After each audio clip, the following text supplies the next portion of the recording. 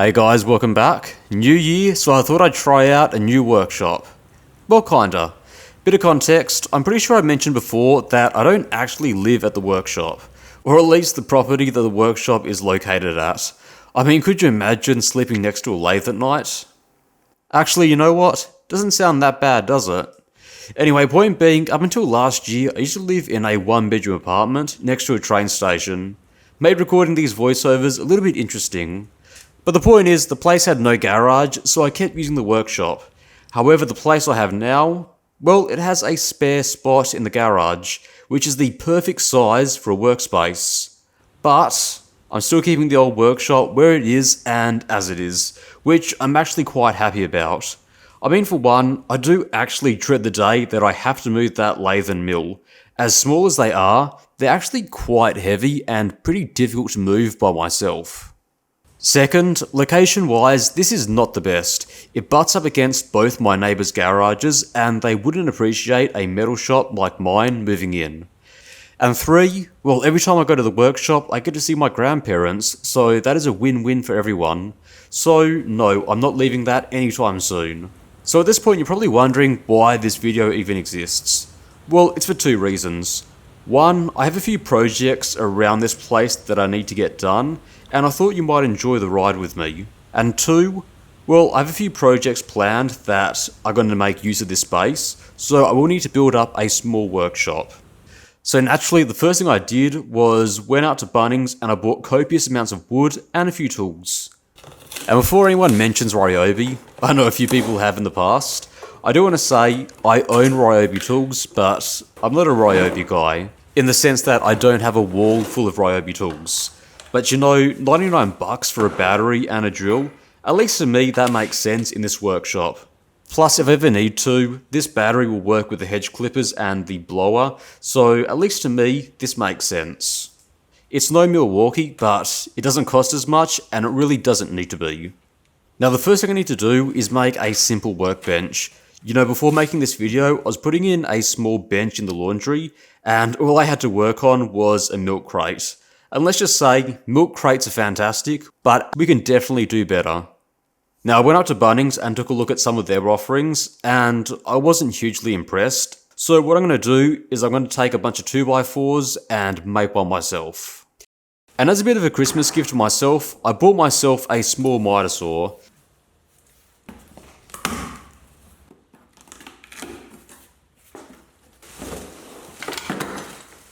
Obviously it's nothing too impressive, but for 109 bucks, I'm actually somewhat impressed that they could make it for this price. Obviously it's just a drop down saw, no sliding rails or anything, but I'm really excited to use it. Also, before I do anything, did I mention that I'm not much of a woodworker? I mean, I do enjoy cutting up wood from time to time, but in terms of actual skill sets with wood, yeah, that's not really me. With that said though, no harm in just having a go.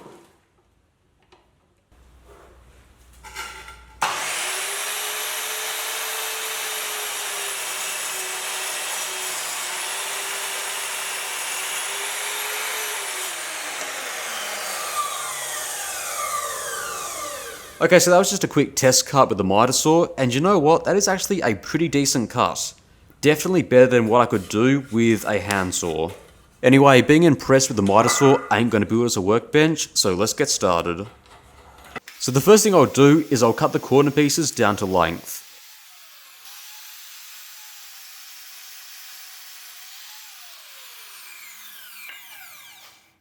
Each side will have two 2x4s glued together to make it a bit more solid. The original plan was to use some 4x4s instead of 2x4s, except Bunnings didn't have any in stock at the time, so this is the alternative. With that said though, I'm sure this will work just fine. I mean, 2x4s seem to be very popular for workbenches. Now my plan is to mount the front and the side rails so they sit on the side pieces, sort of like this. And in that way, all of the weight is going to be transferred downwards through the wood and not through the screws. Hopefully doing it this way will make the whole thing a bit stronger. And of course, to make all this work, I will need to cut out a piece of wood at the top and the bottom.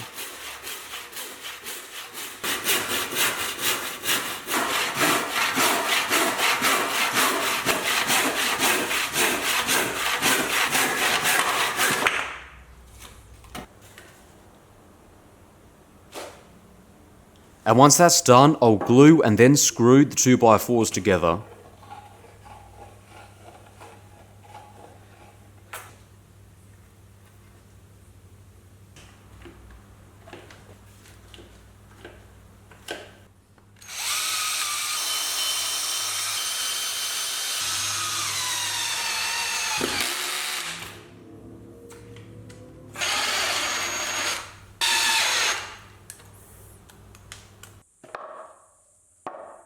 And after letting them dry overnight, we now have 4 corner pieces.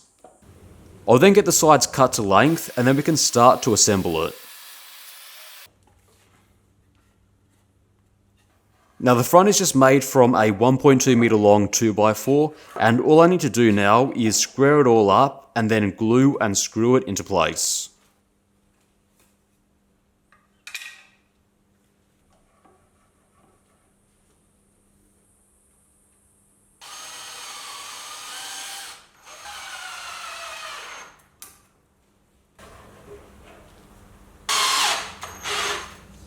And eventually we're left with the front of the frame.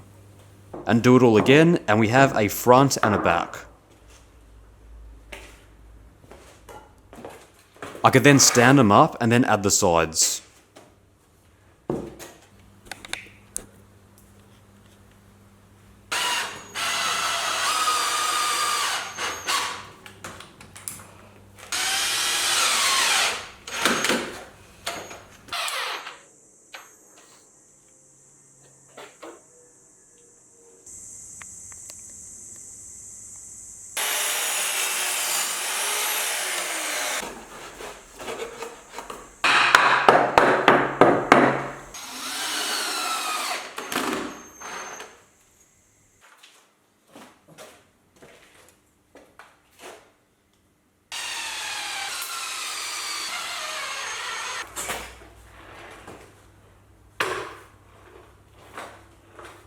And that is the basic frame done.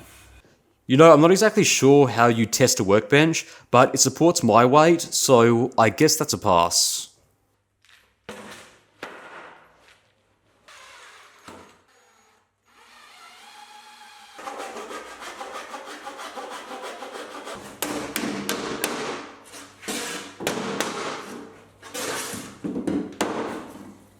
And that, ladies and gentlemen, is the workbench done.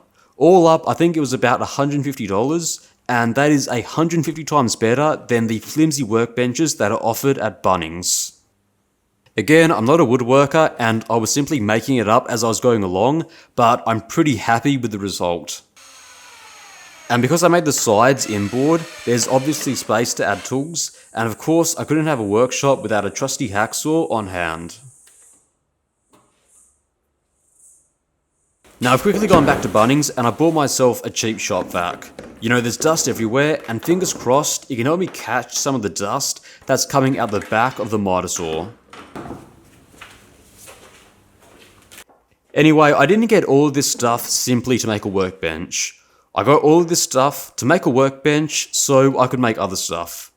I mean, story of my life, isn't it?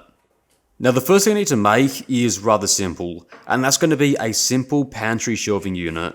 Yes, I could have gotten one from IKEA, but none of the ones that I looked at were exactly the right size. And making a small upgrade from the 2x4s, I'm going to be making it from some nicer DAR pine.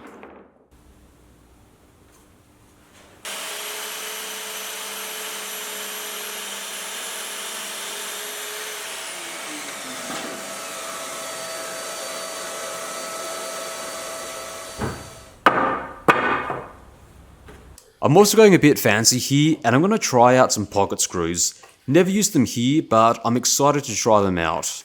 It's mostly for practice for a future project, but it can't hurt to use them here. Plus, allegedly, it's stronger to use them than screwing screws into end grain, so we'll wait and see.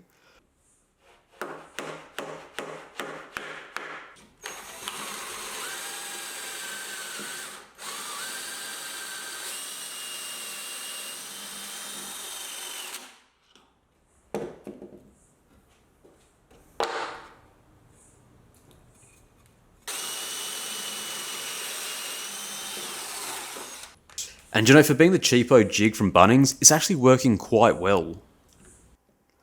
All I have to do now is simply construct 2 identical ladder frames for the sides, and that shouldn't be too difficult.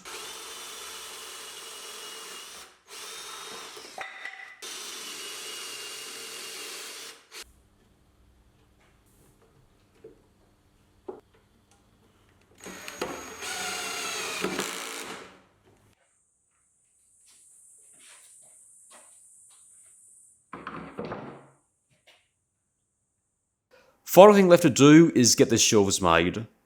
What I have here are these laminated pine panels, which should do the job. All I have to do is get them cut down to size.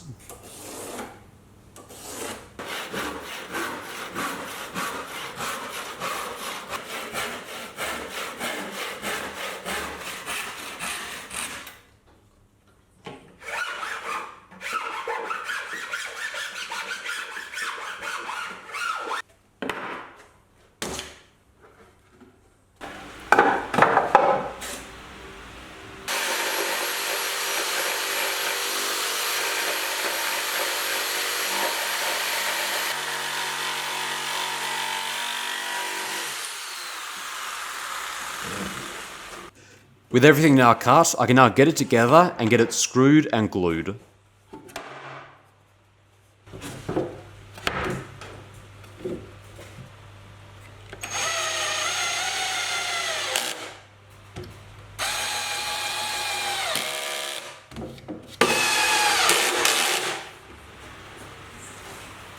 Now the design that I'm going for is a braceless design, so it ended up being a bit wobbly, but my usual go-to here is to simply add a block at each corner under the shelves, and that will usually prevent it from wobbling. And that is the shelving unit done. You know, for my first proper piece of indoor carpentry, I'm pretty impressed with it. You know, by no means is it perfect. I mean, I put the pocket screws the wrong way round, and I made the cutouts a little bit too big, so there is a small gap.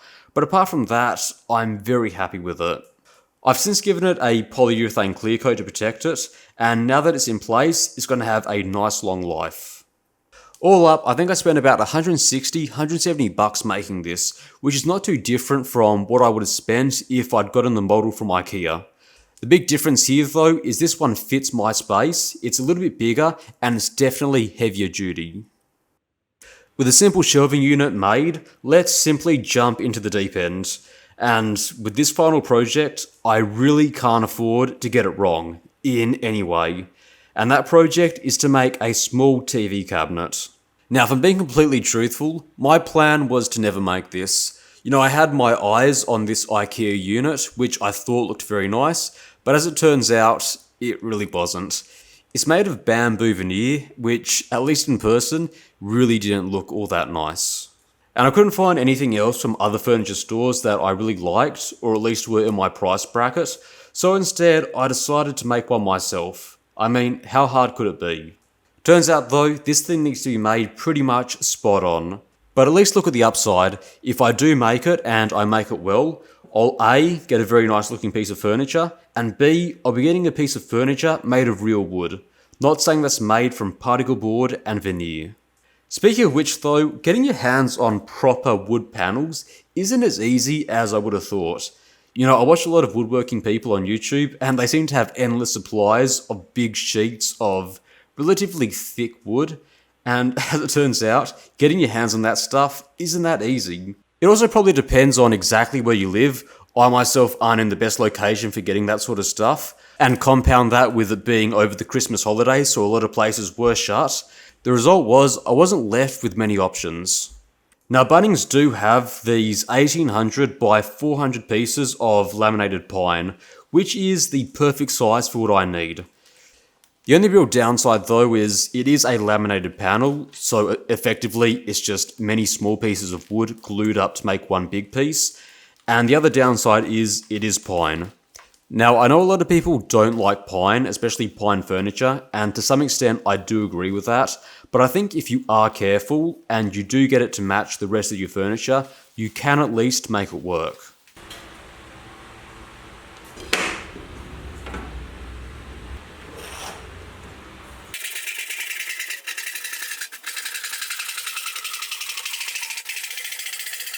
I've cut the boards down to size, well at least roughly, and to get them very accurate and very straight, I'll be using a flush trim router bit and the edge of the table. Doing it this way is definitely more accurate than I could be with either the hand saw or even the circular saw.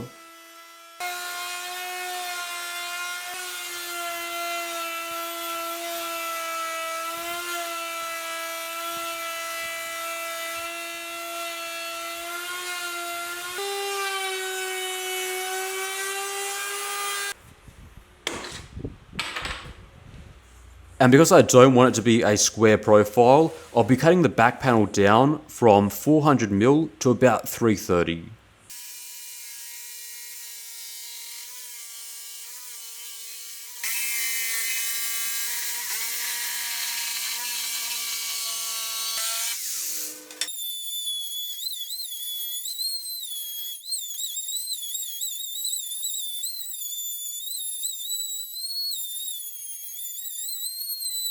And eventually now we have all of our pieces cut to size. I just need to figure out exactly where I go from here. I mean, I know exactly what I want done, it's just how I go about it is the problem. Initially, I was going to use the pocket screws, but A, I didn't think it was all that necessary here. I mean, I don't expect this to carry a huge amount of weight, and B, I thought the pocket screws looked a little bit ugly, even when they were filled in with dowels. So instead, I'll simply drill out some counterbores and then screw directly into the end grain.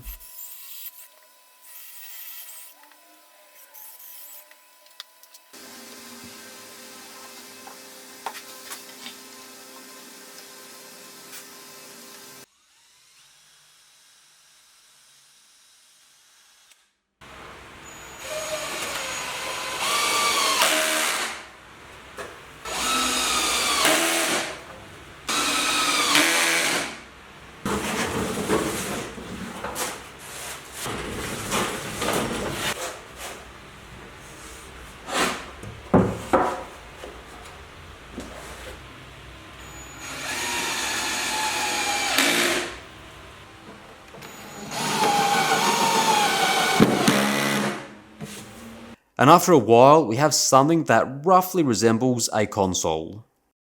Next, I'll get the doors cut down to size.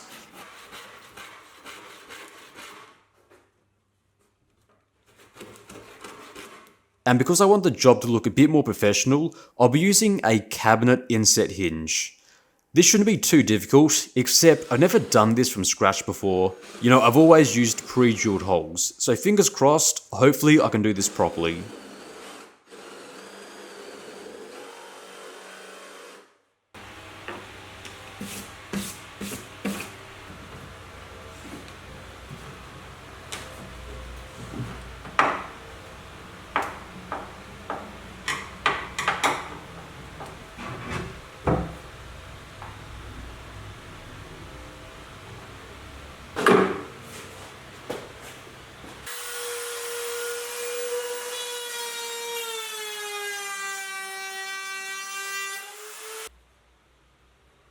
And thankfully, that is a perfect fit.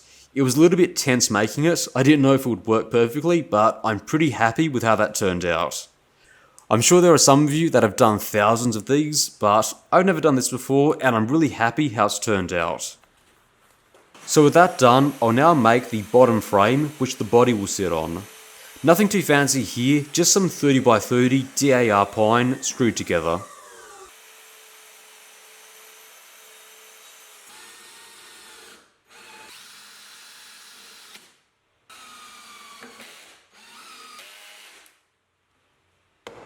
And off camera, I made some legs from some 30x90 DAR pine, which I'll screw into the base. Final thing left to do before painting is plug the holes with some dowels.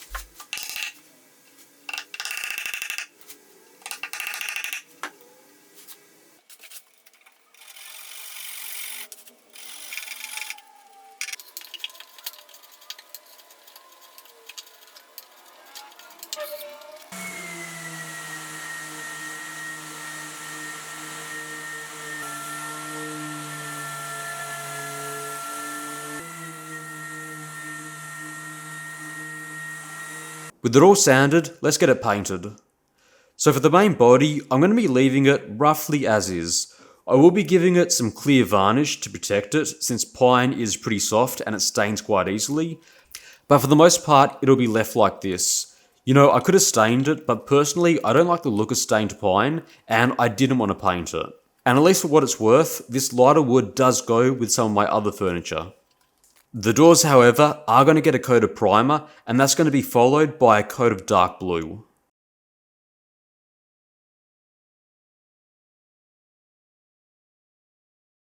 Now the paint that I'm using is a matte / chalk finish, so it does need to be sealed with a clear coat to protect it.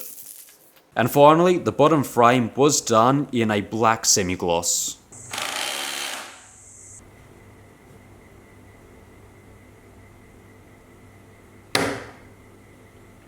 With everything now done, there's nothing left to do but move it into the living room and, well, see how it goes. And that is the TV cabinet done. You know, I am so pleased with how it's turned out. You know, this is really the first piece of wooden furniture that I've ever made, and I'm just so pleased with what it looks like. You know, believe it or not, I've been doing woodworking in some capacity since I was about 4 or 5, you know, just banging wood together with some nails in the garage. Obviously under supervision, but if I could show my younger self this, I think he'd be blown away.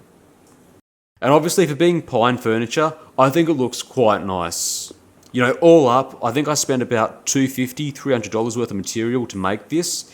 It's obviously a bit more expensive than the IKEA one, but at least it looks nicer, and it is made of solid wood. And that's about it, guys. Obviously, it's a bit of a different video, you know, with the no metalworking at all.